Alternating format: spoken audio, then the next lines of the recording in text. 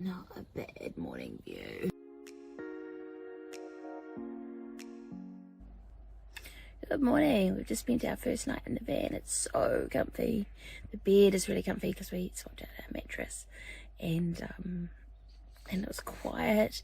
7 o'clock, and we've just woken up to the sound of birds chirping away in the beach just behind us. So I can't wait to maybe go for a dip. Despite the fact that we'd spent the night on one of New Zealand's best beaches, we just couldn't face the slightly icy feeling that we got when we thought about that cold water. So instead, we just took our sweet time, luxuriating in everything that van life has to offer in the much slower pace.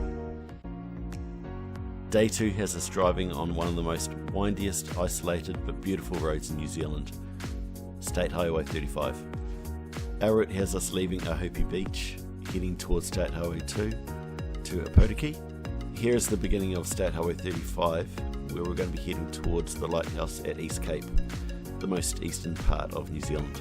After visiting the lighthouse, we're aiming to visit Tauwhare Pā, where we're going to stay the night and do a bit of freedom camping.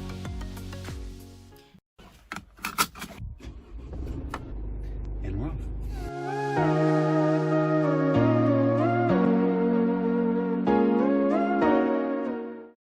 One of the cool things about coming to visit New Zealand and travelling around is you see these brown signs, and they're usually landmarks or areas of interest.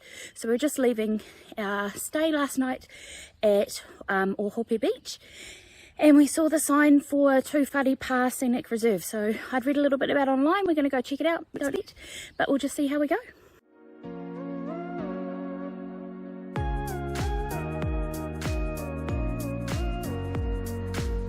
Tauwhare Pā turns out to be so much better than we thought it was going to be.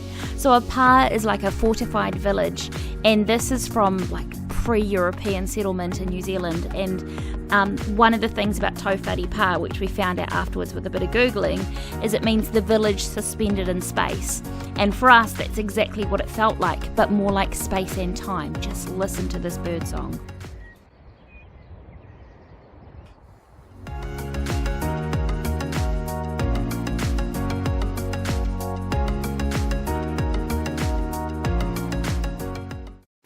So we've just left the town of Ōhope. We stopped in there just to get some lunch stuff, and now we are heading out. Whoa, it's a bit bumpy. And now we are heading out to the East Cape. So we're hoping to head to the East Cape and have lunch today, and possibly find somewhere to do a little walk. Although when I looked, the local regional council said the walks in this area were 7 hours, and you need to be an advanced kind of hiker, which is so not me. So we might see if we can find a slightly easier one to do, particularly as the weather's supposed to pack in the next couple of days.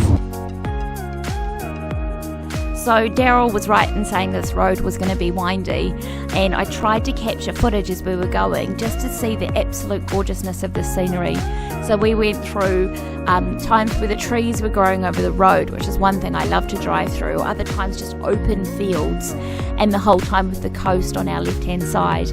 We crossed over bridges, including this little one-way bridge, which was so adorable. So while we didn't stop much along the way, it actually was a really enjoyable drive. So we've just stopped at Araroa for lunch.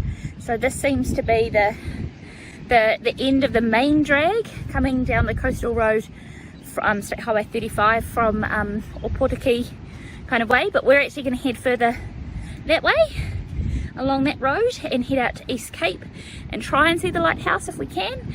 It's an absolutely stunning day here. Gorgeous, gorgeous, gorgeous, gorgeous. And there's a guy in an old leaving van and no one else here apart from us. And so we're just gonna, Daryl's just in the van. Do you want to say hi, Daryl? Nope. Hi, Daryl. We're just gonna have a spot of lunch here and just really enjoy this amazing view. There is a spinach, smoked chicken, feta, coriander and aioli in there. A little wrap for lunch, yum yum.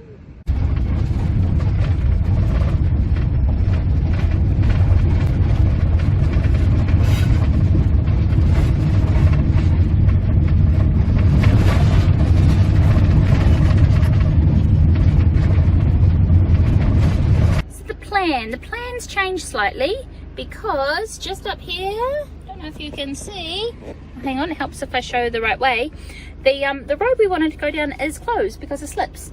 So we are going to head back the way we came and then make our way down towards Gisborne, but actually probably staying more around like Tauwhare Bay, maybe, so heading up, or Ruatoria or somewhere like that, not quite sure.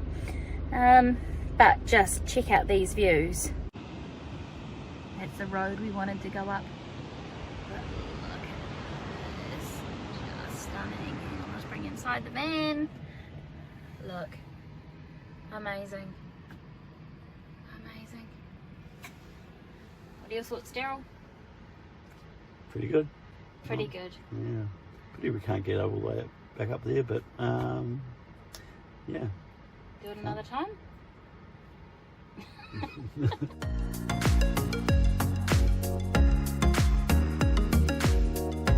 I wanted just to stop here to have a look at the rocks. So that's what we're doing.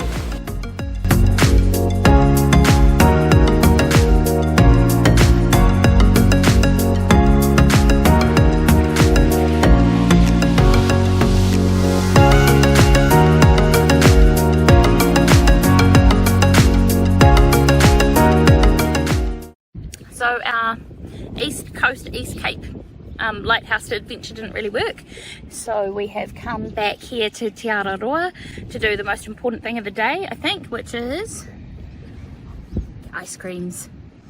So I am trying for the very first time a cookies and cream colossal trumpet. It's a tip top amazing New Zealand ice cream, and you have a gooey caramel Magnum.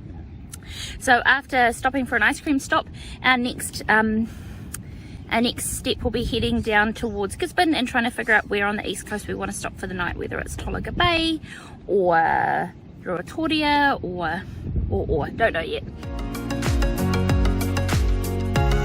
We set ourselves up at a freedom camping site in Tauwhare Bay and really just chilled out that night. Bit of dinner, did some housework, and then settled in to watch a DVD, something we've not done for ages.